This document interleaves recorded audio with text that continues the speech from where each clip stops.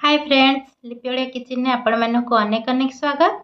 आज मु आपण मानक सहित मालपुआर रेसिपी शेयर करी। मालपुआ देखंतु हमर केते नरम बनी जी, ऊपर बहुत ही क्रिस्पी और भीतर बहुत ही नरम। मु आपण को एबे काटिकी देखौची, आ भीतर जांके ही सीरा भरपूर हेकी अछि। आपण जदि एही प्रोसेस रे मालपुआ बनौछंती तारा आपणकर मालपुआ बहुत ही नरम बनिबो और बहुत ही टेस्टी बनिबो। देखंतु पूरा फुला फुला मालपुआ घरे थिबा अल्प किछि सामग्री रे आपण एही मालपुआ बनै पारिबे। तो चलंतु स्टार्ट करिबा। मालपुआ बनैबा पई जदि आमे सब जिनसर मेजरमेंट ठीक भाव में नबा ताहले आम मालपुआ बहुत ही भल बनिबो। एठी मु मालपुआ पई 2 कप सुजी नउची। आपण सुजी को टिके ग्राइंडिंग करिकि नै जिबे, बेसी पूरा पाउडर परी ग्राइंडिंग करिबेनी, टिके दरदरा रखिकि देखंतु एही परी भाव रे ही सुजी को ग्राइंडिंग करिवे। बेसी पाउडर हे गले मालपुआटा भल बनिबनी। एबे मु दे दोची 2 कप सुजी। सब जिनिस को आपण मेजरमेंट करिकि नेबे, गोटे कप साहाय्य रे नाले गोटे गिना साहाय्य रे। एबे आमे एथिरे देई दबा आधा कप मैदा। 2 कप सुजी हिसाब रे आमे एठी आधा कप मैदा दबा। मैदा दबा द्वारा हमर मालपुआटा भल बाइंडिंग हेताय, जमार भी फिटेनी। एठी आमे देई दबा किछि पान मधुरी आउ किछि गुजराती को आमे गुंड करिकि देई दबा। एठी हम ड्राई फ्रूट्स रे किछि काजू और किशमिश दउची। आपणकर जे कोनोसी पसंदर ड्राई फ्रूट आपण एठी देई परिबे। नड़िया भी आपण चाहिले देई परिबे। वर्तमान आमे अल्प किछि चीनी दबा, प्राय 2 चम्मच भली चीनी दबा। एबे आमे एथिरे लूण ऐड करि दबा। लूण दबा द्वारा हमर स्वादटा बैलेंस हेकि रहिबो। एबे मु एथिरे क्षीर ऐड करि नउची। क्षीर को प्रथमे मु गरम करि नैथिली, तापरे मु नॉर्मल टेम्परेचर रे क्षीर को ठंडा करि नैची। वर्तमान एथिरे मु गोटे कप क्षीर देकी प्रथमे गोळेई नउची। क्षीर आमे अल्प अल्प करिकि ही दबा, अधिक क्षीर जमार भी देबेनी। गोटे कप देला परे मु एठी आउ आधा कप क्षीर दउची।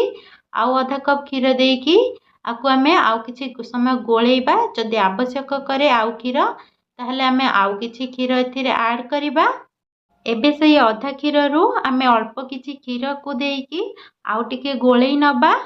आकु आमे गोळेई साइला परे 40 रु 45 मिनिट रेस्ट देई दबा।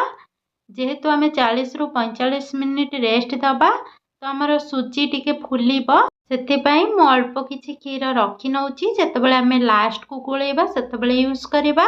एठी सेम कप रे प्राय मते 2.5 कप क्षीर लागिला। एबे हम डोटा को 40 रु 45 मिनिट रेस्ट देकी छाड़ी दबा। तो एबे चलंतु आमे सीरा प्रस्तुत करिबा। सीरा प्रस्तुत पई आमे जो कप रे सुजी नैथिले आमे सेई कप रे मापिकी 2 कप पानी नबा। पानी भल भाव में फुटिला परे आमे सेई कप रे मेजरमेंट करी चीनी ऐड करिबा। प्राय सेई कप रे आमे 2 कप चीनी ऐड करिबा, जो कप रे आपण सुजी नैथिले।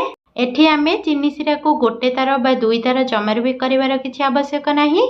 आमे चीनी सीरा को जेमती अठालिया टिके करिबा, जेमती कि आमे महू हाथ रे धरू किंबा तेल हाथ रे धरू जेमती अठालिया लागे सेही परि भाव रे देखंतु अठालिया लागिबो। ताहले जानिबे जे हमर चीनी सीरा पूरा पूरी हेई जाईची। चीनी सीरा को अधिक गाढ़ा करिवेनी, नहले मालपुआ भीतर को चीनी सीरा जमार भी पसी पारिबनी।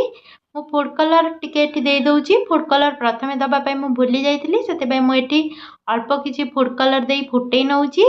फूड कलर ऑप्शनल अछि, जदि आपण दबा को चाहुचंती देई परिबे, न देले भी चलिबो। एबे हमें सीरा को घोड़े की रखी दबा, जा पई कि हम सीरा टिके गरम रहिबो। एबे देखंतु हमें जो सुजी को फुलिया पई छाड़ी देइतिले, सुजीटा केते बहलिया हेई जाईची। एते बहलिया रे तो मालपुआ बनी पारिबनी। सेति पई हमर जो बळका क्षीर रहि जाईतिला, वर्तमान हमें सेई क्षीर को देकी बैटरटा गोळेई नबा। एठी गोटे कथा निश्चय ध्यान रखिबे, जेमती हम डोटा बेसी पतला न हुए किंबा बेसी मोटा न हुए।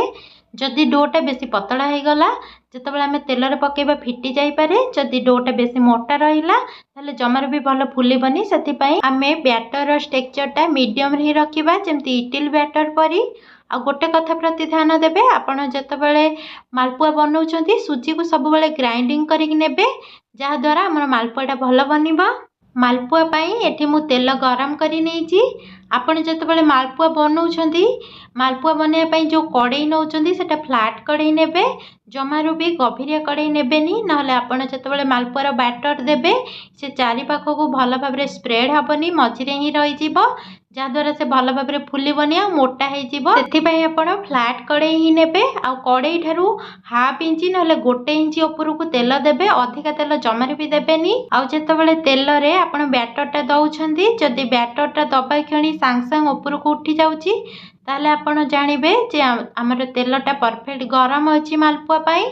वर्तमान देखंतो हमर केते फुला फुला मालपुआ बनीची। आमे गैस रो फ्लेम को स्लिम नहले मीडियम रे रखी कि छाणीबा नहले ऊपर कलर हे जिवो किंतु भीतर जमार भी सिजिबनी सेति पे आमे मीडियम नहले लो फ्लेम करी छाणीबा। एही प्रोसेस रे आमे सब मालपुआ को छाणी नबा। वर्तमान देखंतो हमर मालपुआ पूरा पूरी रेडी हो जाइची। वर्तमान आमे मालपुआ को सिरा रे देई दबा आ आपण जेतेबेले मालपुआ को सिरा रे दउछंती हम सिरा टिके गरम रहिबा दरकार सेति पई आपण हल्का सिरा को गरम करी नेबे 2 रु 3 मिनिट आमे मालपुआ को एही परि भाबरे सिरा रे बुडे की छाडी दबा तापरे आमे सिरा रु काढी नबा। एही परि भाबरे जदि आपण मालपुआ बनौछंती ताले आपणको मालपुआ परफेक्ट बनिबो। आपण थरे एही प्रोसेस रे मालपुआ ट्राई करंतु। जदि आम रेसिपी आपण मानकु भल लागिछि प्लीज लाइक कर देबे चैनल को सब्सक्राइब कर देबे। Thank you.